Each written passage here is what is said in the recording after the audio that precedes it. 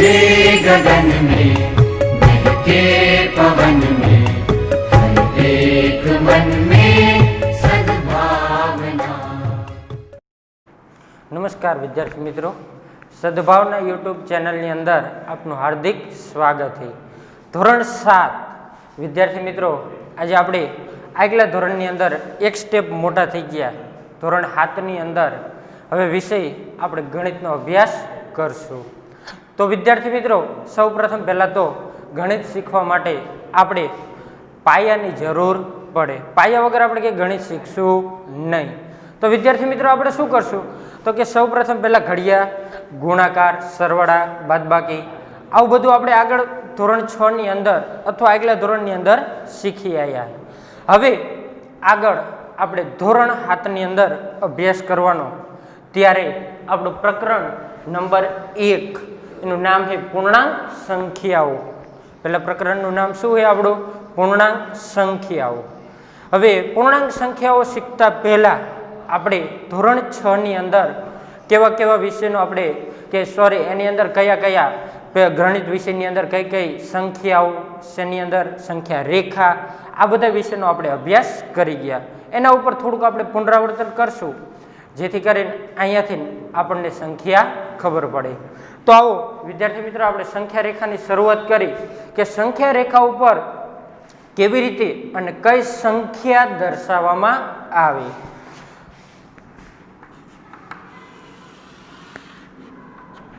તો વિદ્યાર્થી મિત્રો, આ એક આપણી સંખ્યા રેખા છે।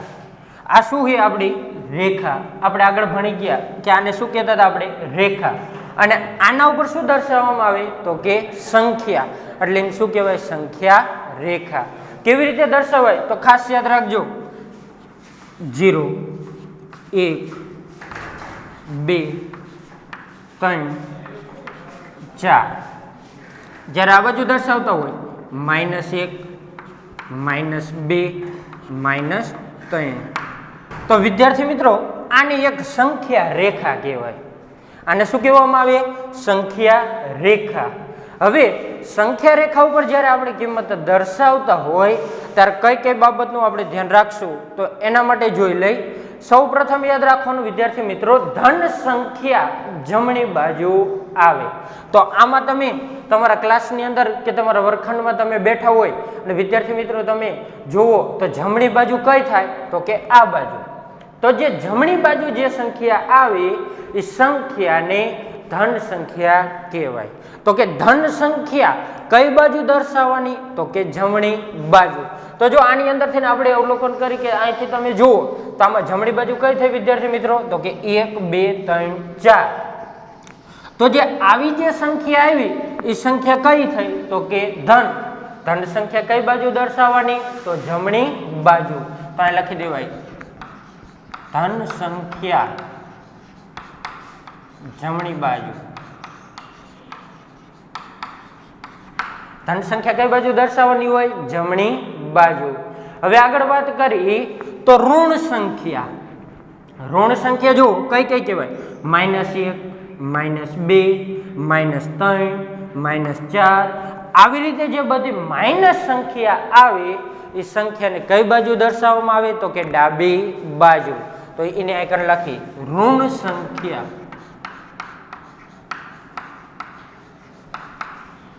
તો કે ડાબી બાજુ। વિદ્યાર્થી મિત્રો ખાસ યાદ રાખજો, ધન સંખ્યા કઈ બાજુ દર્શાવવામાં આવે તો કે જમણી બાજુ। ધન સંખ્યા એટલે શું આવે? 1 2 3 4 5 6 થી અનંત સુધી લઈ બધી જે સંખ્યા આવે એ સંખ્યાને કઈ સંખ્યા કહેવાય તો કે ધન।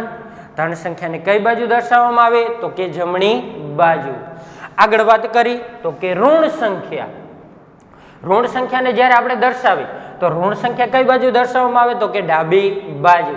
તમે તમારા વર્ગખંડની અંદર કે તમે જે બેઠા હો ત્યાંથી આમ તમે જુઓ તો આ બાજુ વિદ્યાર્થી મિત્રો તમારી ડાબી બાજુ કઈ થઈ તો કે આ ડાબી બાજુ। ડાબી બાજુ થઈ તો આ સંખ્યાને કઈ કહેવાય તો કે એ ઋણ સંખ્યા। અને ઋણ સંખ્યા ક્યાં દર્શાવવામાં આવે તો કે ડાબી બાજુ। ધોરણ 6ની અંદર આપણે આવો અભ્યાસ કરી ગયા કે ધન સંખ્યા ક્યાં દર્શાવવામાં આવે તો કે જમણી બાજુ અને ઋણ સંખ્યા ક્યાં દર્શાવવામાં આવે તો કે ડાબી બાજુ। હવે વિદ્યાર્થી મિત્રો વાત કરી વચ્ચે એક સંખ્યા વધી અહીંયા કઈ સંખ્યા વધી? શૂન્ય. તો આ સંખ્યા કેવી હોય? તટસ્થ.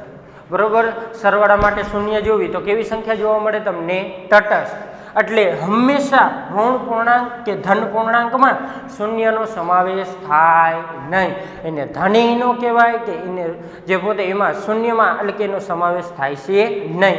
એટલે વચ્ચે કઈ સંખ્યા આવશે? તો કે શૂન્ય. તો હવે કઈ કઈ સંખ્યાનો શેમાં સમાવેશ થાય એના વિશે આપણે થોડુંક ભણી લઈ કે કઈ કિંમત ક્યારે શેમાં દર્શાવાય. ખાસ પહેલા અહીંયા હજી એકવાર જોઈ લઈ, યાદ રાખજો કે જમણી બાજુ કઈ સંખ્યા આવે? તો કે ધન સંખ્યા 1 2 3 4. ડાબી બાજુ કઈ સંખ્યા આવે? તો કે ઋણ સંખ્યા. કઈ? તો કે -1 -2 -3 -4. આવી રીતે અનંત સુધીની સંખ્યા એટલે કઈ બાજુ આવશે? તો કે ડાબી બાજુ. અને વચ્ચે કઈ સંખ્યા આવશે? શૂન્ય, જે કેવી છે? તટસ્થ. એટલે એ સંખ્યા વચ્ચે જોવા મળે. તો આના ઉપરથી વિદ્યાર્થી મિત્રો આપણે જોઈ લઈ કે કઈ સંખ્યાનો કેમાં સમાવેશ થાય. તો યાદ રાખજો, જમણી બાજુ આપણે કઈ સંખ્યા દર્શાવી હતી? તો કે ધન. ધન સંખ્યાને પ્રાકૃતિક સંખ્યામાં ધન સંખ્યાનો સમાવેશ થાય. બીજી એકેય કિંમતનો સમાવેશ થાય નહીં. તો કઈ કઈ આવે? તો અહીંયા જુઓ,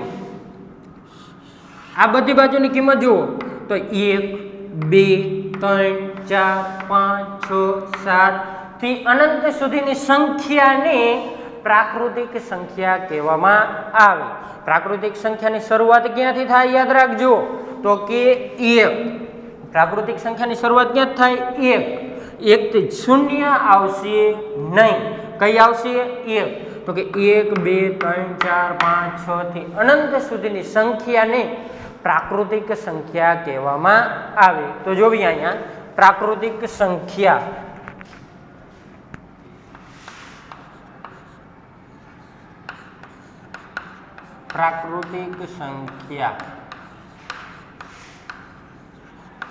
પ્રાકૃતિક સંખ્યાને વિદ્યાર્થી મિત્રો યાદ રાખજો n વડે દર્શાવવામાં આવે. પ્રાકૃતિક સંખ્યાને શેના વડે દર્શાવવામાં આવે? n. તો કે પ્રાકૃતિક સંખ્યામાં કઈ કઈ સંખ્યાનો સમાવેશ થાય? તો પ્રાકૃતિક સંખ્યાની અંદર શરૂઆત ક્યાંથી થાય છે? તો કે 1 થી. પેલી કિંમત કઈ આવશે? 1. એટલે ધન સંખ્યા આવે, ઋણ કે શૂન્ય આવે નહીં. એટલે અહીંયાથી જે આ બધી કિંમત રહી એને કેવી કહેવાય? પ્રાકૃતિક સંખ્યા. તો 1 2 3 4 5 6 7 થી અનંત સુધીની સંખ્યા બધી અનંત સુધીની સંખ્યાને પ્રાકૃતિક સંખ્યા કહેવામાં આવે. યાદ રાખજો, પ્રાકૃતિક સંખ્યાની શરૂઆત ક્યાંથી થાય? તો કે 1 થી. 1 2 3 4 5 થી અનંત સુધીની સંખ્યાને પ્રાકૃતિક સંખ્યા કહેવામાં આવે. આગળ જોવી બીજી કિંમત, તો પૂર્ણ સંખ્યા.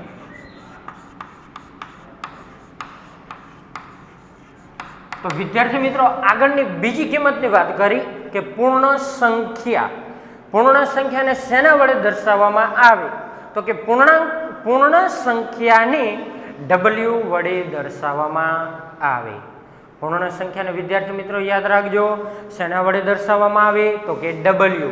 પૂર્ણ સંખ્યાને શેના વડે દર્શાવાય? w વડે.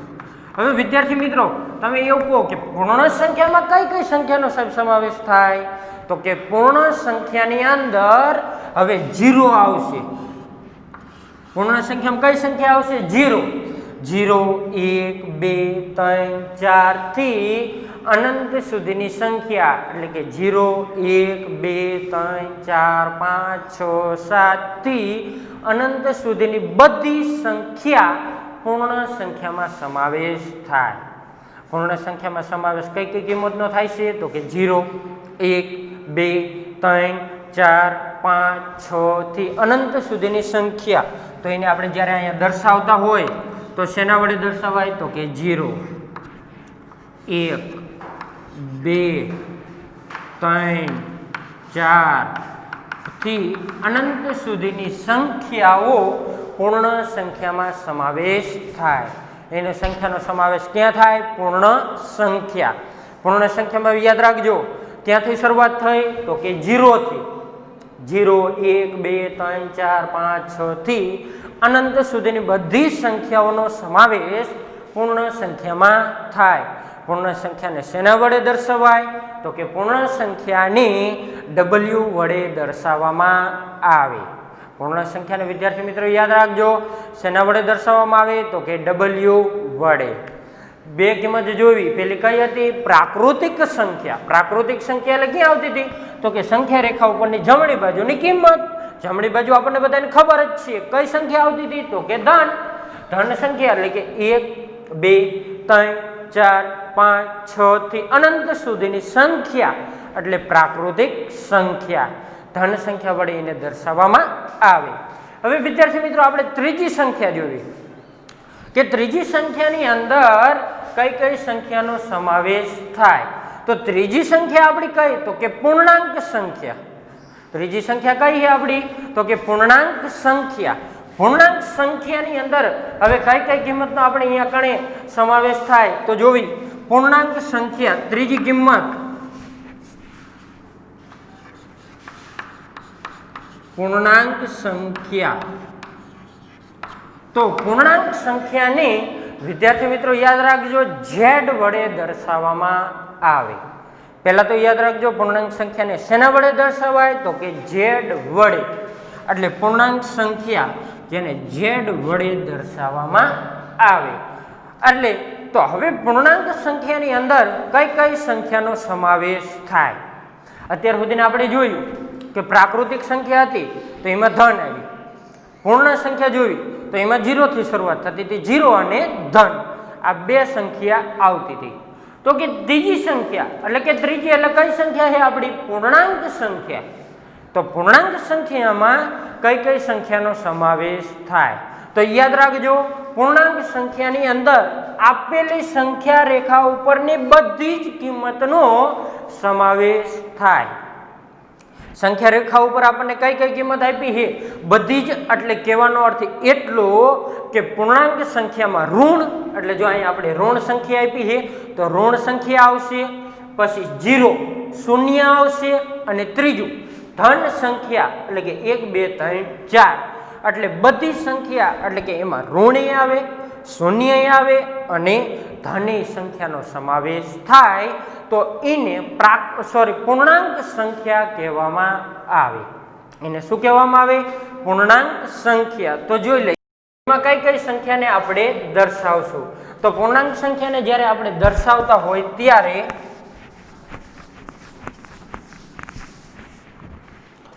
પૂર્ણાંક સંખ્યા તો અહીંયા કણે આપણી સંખ્યાને દર્શાવી તો કે કઈ કઈ સંખ્યા દર્શાવાય? -4 -3 -2 -1. એટલે પેલા કઈ આવશે? ઋણ. ઋણ કઈ બાજુ દર્શાવાય? તો કે ડાબી બાજુ. પછી કઈ આવશે? 0. અહીંયા કઈ સંખ્યા આવશે? શૂન્ય. પછી કઈ આવશે? તો કે ધન. ધન કઈ આવશે? 1 2 3 4 થી અનંત સુધીની સંખ્યા એટલે છેક અનંત સુધીની સંખ્યાનો સમાવેશ પૂર્ણાંક સંખ્યામાં થાય છે.